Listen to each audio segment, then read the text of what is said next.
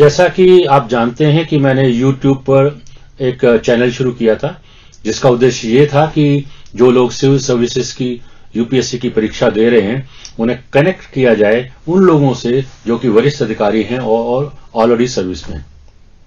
इसी श्रृंखला में हमने पहले भी कई वीडियो अपलोड किए हैं और आज फिर हम 3 वरिष्ठ आईएएस अधिकारियों के और 2 वरिष्ठ आईपीएस अधिकारियों के वीडियो आपके सामने लेके आ रहे हैं, जिसमें उनके अनुभव के आधार पर वो हमें बताएंगे कि सिविल सर्विसेज की तैयारी किस प्रकार से की जाए। तो आप इन वीडियो को देखिए और अपना ज्ञानवर्धन कीजिए।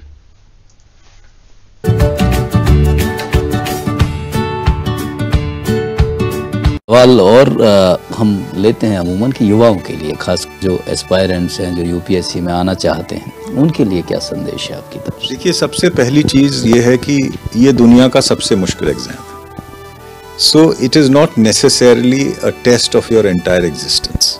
मेरे ख्याल से, जो आई मे बी रॉन्ग, पर प्रीलिम्स में मेरे ख्याल से 12 लाख कैंडिडेट्स इम्तहान देते हैं। उसके बाद लगभग 10,000 मेंस में जाते हैं और मेंस के बाद 2,000 इंटरव्यू में बुलाए जाते हैं। उनमें से 500 से 800 को नौकरी मिलती है। तो ultimately it's 800 out of 12 lakh. तो इसका मतलब ये नहीं है कि जो 11,90,000 या कुछ नहीं निकले वो सक्षम नहीं है।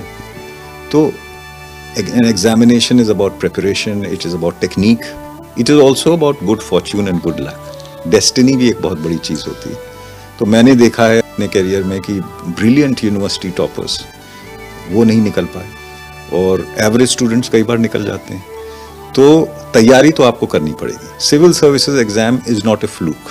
कोई ये सोचे कि मैं 2 महीने में पढ़ के निकल जाऊंगा, नहीं हो सकता, क्योंकि आजकल जनरल स्टडीज़ का कंपोनेंट बहुत हो गया है। तो उसमें it is expected that you know something about every subject. तो जो भी सिविल सर्विसेज में जाना चाहता है उसको एक छोटी सी एडवाइस मैं ये दूंगा कि different areas of subjects and knowledges से अपने दिमाग को क्रॉस फर्टिलाइज करें। और जब से वो 12वीं के बाद निकलें तो पूरे बीए और एमए में कम से कम 4 साल न्यूज़पेपर्स जो बड़े बड़े हैं, Indian express, Hindu, times of India, उनका एडिटोरियल और ऑप-एड पेज, जिसमें सिर्फ न्यूज़ नहीं, व्यूज़ आते हैं, एनालिसिस आती है, वो 4-5 साल पढ़ें। बड़ी अच्छी मैगजीन्स हैं, जैसे सेमिनार है, मेन स्ट्रीम है, इकोनॉमिक एंड पॉलिटिकल वीकली है, ओपन मैगजीन एक आई है। एक पर्सपेक्टिव बनाएं। कुछ न्यूज़ चैनल दुनिया में ऐसे हैं जो आपको ऑब्जेक्टिव न्यूज़ देते हैं, जैसे BBC वर्ल्ड न्यूज़ है, उनका एक आवरली प्रोग्राम वर्ल्ड न्यूज़ का आता है। अगर आप उसको 1 घंटे देखें तो आपको 1 घंटे में पता चल जाता है पूरी दुनिया की economy, politics, international affair, culture में क्या हो रहा है। ये आते हैं अगर आप 4-5 साल डालेंगे, क्योंकि at the end of the day the civil services exam is not only a test of your knowledge, it is also a test of your personality. तो आपकी पर्सनैलिटी चाहेंगे आप। अमूमन हम अपने दर्शकों के लिए एक सवाल पूछते हैं कि इतना बड़ा आपका अनुभव रहा है, लगभग 3 दशक से ज़्यादा का अनुभव आपका रहा, और जो एस्पायरेंट्स हैं जो यूपीएससी सिविल सर्विसेज में आना चाहते हैं, क्या संदेश है उनके लिए? ये सबसे पहली बात तो ये क्लियर होनी चाहिए कि तुम क्यों आना चाहते हो। अगर तुम पैसा कमाने के लिए आना चाहते हो तो ये जगह नहीं है, उसके प्राइवेट सेक्टर में बहुत आपको मौके मिलेंगे। अगर वाकई ही देश के लिए कुछ करना चाहते हो तो ही आओ। जो एस्पायरेंट्स हैं, बेसिकली जब प्रिपरेशन के दौरान किन चीज़ों का ध्यान रखें जब सिविल सर्विस की प्रिपरेशन कर रहे हो? मेरा ये मानना है कि आपने जो सब्जेक्ट पढ़ा है उसी सब्जेक्ट को स्टिक करें, क्योंकि आप इस स्टेज पे सब्जेक्ट लोग चेंज करते हैं कि नंबर ज़्यादा आ जाएंगे। तुम जो काम कर रहे हो वो अच्छे से नहीं कर पा रहे तो किसी और के MA लेवल का, मास्टर्स लेवल का किसी और का सब्जेक्ट लेकर के उसमें कैसे अच्छा स्कोर कर सकते हो। एक तो ये ज़रूरी बात है। दूसरा, मुझे ये भी लगता है कि जैसे ऑल इंडिया रेडियो है, इसमें काफ़ी अच्छा ये बताते हैं, तो उसको भी सुनना चाहिए। उसमें एक्सपर्ट्स जब बोलते हैं उसको सुनना चाहिए, उससे सीखने को मिल जाता है। आपकी अखबारों में और विजुअल मीडिया में भी जो चीज़ें आती हैं, खबरें आती हैं, उसको ध्यान से सुनो, अलग अलग रजिस्टर रखो, और ये काम तुमको 9वीं 10वीं से ही शुरू कर देना चाहिए। अलग अलग रजिस्टर रखो, उसमें अलग अलग सब्जेक्ट पर लिखो और तेज़ तेज़ लिखना सीखो, और फिर उसको अपने शब्दों में लिखना सीखो, तो तब तुम जा कर के एक्सप्रेस कर पाओगे और इम्तिहान में अच्छे नंबर ले पाओगे। और बहुत ज़रूरी है कि नशे से और इन चीज़ों से दूर रहो। यही अल्टीमेटली जा करके मैं समझता हूँ लॉन्ग रन में कहीं ना कहीं ये मारते हैं। हाँ जी,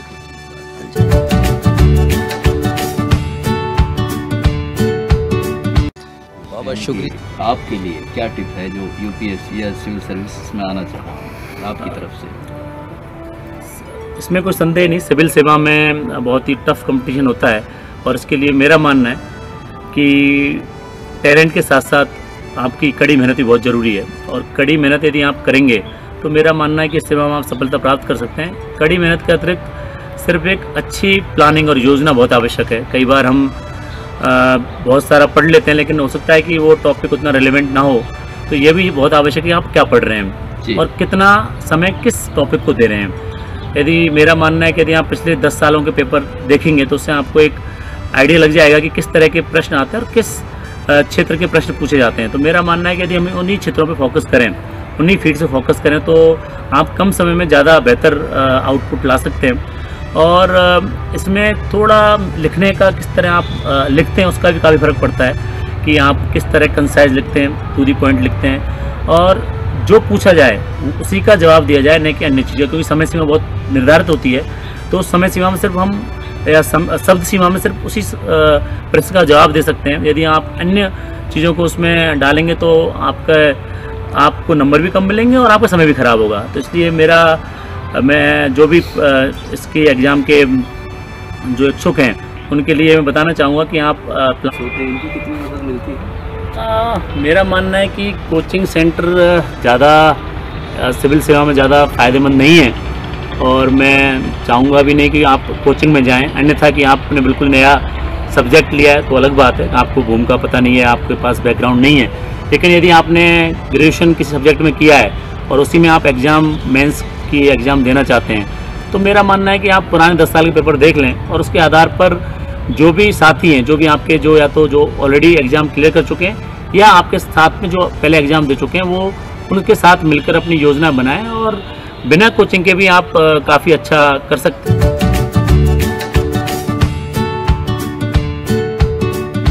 बताने का प्रयास करते हैं कि क्या जो सिविल सर्विसेज में बच्चे आना चाहते हैं उनके लिए क्या आप मशवरा देंगे, क्या सलाह है उनके लिए, किन बातों का ध्यान रखना चाहिए? मैं कहना चाहूँगा कि जो भी बच्चे सिविल सर्विसेज में आना चाहते हैं, तैयारी कर रहे हैं, वो डिसिप्लिन, डिटर्मिनेशन एंड डेडिकेशन के साथ अपना तैयारी करें। अपने मन में बहुत ही अपने स्ट्रॉन्गली मन पक्का बनाएं, मन अपना पक्का बनाएं, मन को जो है ना अलग अलग दिशाओं में मतलब ना जाने दें। कई बार ऐसा होता है कुछ लोग गलती ये करते हैं कि 3-4 चीज़ें अलग अलग चीज़ों की तरफ सोचते हैं। मतलब अगर सिविल सर्विसेज में आना चाहते हैं तो आपको एक जो बिल्कुल दिशा में आपको मेहनत करनी पड़ेगी सबसे पहले।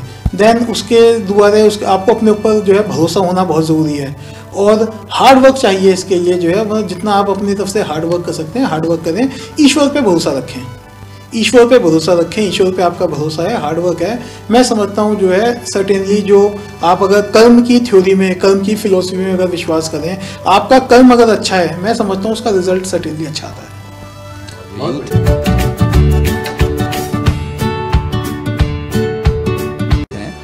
IPS UPSC की जो तैयारी करते हैं एक टिप्स भी मांगते हैं उनके लिए कि हाँ क्या क्या फोकस करना चाहिए स्टूडेंट को जब खासकर IPS के लिए प्रिपरेशन कर रहा हो। मैं अपने पर्सनल तजुर्बे से आपको बता सकती हूँ कि आई थिंक जो कोचिंग इंस्टीट्यूट्स हैं उनकी लिमिटेड वैल्यू है, तो कोचिंग इंस्टीट्यूट्स के चक्कर में ज़्यादा नहीं पढ़ना चाहिए। इनफैक्ट कल ही मेरी फ्रेंड्स के बच्चे 2-3 बच्चे जो एग्ज़ाम लिख रहे हैं UPSC का, वो मुझसे पूछ रहे थे, तो मैंने उनको ये बताया कि जो सिलेबस है आप उसको ध्यान से एक तो स्टडी करें और देखें कि कौन से सिंपल एंड इम्पॉर्टेंट टॉपिक्स हैं उनको पहले पकड़िए। दिन के 4-5 घंटे ही आप पढ़ाई कीजिए, उससे ज़्यादा डिक्रीजिंग रिटर्न्स हैं और your attention span everything start suffering after that point of time and you should be very clear कि आप क्यों एग्ज़ाम लिखना चाहते हैं। अगर एक वाकई में आपकी एक पब्लिक सर्विस की भावना है, then I feel that God is looking out और आपको कोई नहीं रोक सकता कि आप टॉप करें एग्ज़ाम में। एंड उसके साथ साथ जो टेक्निक है वो जो what worked for me was के मैं रोज़ 10 ईयर पेपर्स में से 1-2 क्वेश्चंस उठा के शाम में ज़रूर प्रैक्टिस करती थी। लगभग 10-15 मिनट का काम है और दिन के 4-5 घंटे पढ़ाई करती थी. Rest of the time I used to play badminton, go running, enjoy with my family. So and I didn't take any coaching. And कई बार कोचिंग के नोट्स मिल जाते हैं मार्केट में, तो वो वन कैन लुक एट अगर लगता है कि खुद की तैयारी में शायद मटेरियल इतना सफिशिएंट नहीं है. But that's about it. I feel that it's that एक हवा बनाया हुआ है कि it's a very difficult exam, या एक ही some people with some special abilities can clear it. It is not like that at all. And I had a very simple schooling, and I did not study 18 hours a day for the exam, and I did not take coaching. But yes, I went about it in a systematic way. And मेरे को 1-2 बड़े अच्छे लोगों ने guide कर दिया कि आप ये question paper practice answer writing ज़रूर प्रैक्टिस कीजिए. एंड उसी में आई थिंक मेरे बहुत अच्छे नंबर आ गए. Like I said, I am grateful to God, and I would say that to all students who are preparing that if this is what you want to do, then make up your mind, study 3-4 hours, practice the 10-year papers, and remember God, and you will do it. आपने ये videos देखे वरिष्ठ अधिकारियों के, और आपने पाया होगा कि सभी 2-3 बातों को कॉमन ही कह रहे हैं.